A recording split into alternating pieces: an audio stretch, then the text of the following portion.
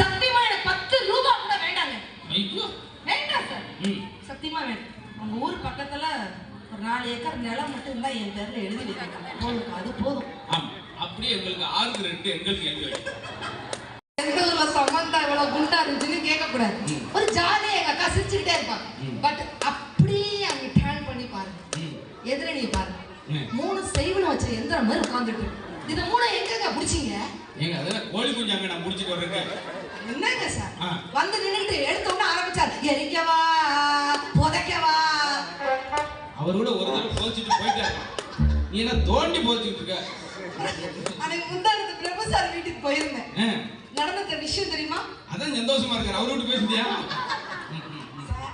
என்ன நடந்துச்சுன்னு கேளுங்க. மனுஷன் சர்னு டீ ஆத்திட்டு இருந்தாரு. ஆமா, நான் போய் கேட்டேன், அண்ணா என்னன்னா இப்படி டீ எல்லாம் போட்டுட்டு இருக்கீங்க, உங்க வீட்டுல உங்க பொண்டாட்டி இல்லையா அப்படின்னா. பொண்டாட்டிக்கு வச்சுட்டு அவன் அம்மா வீட்டுக்கு போயிட்டு அம்மா அப்படின்னா.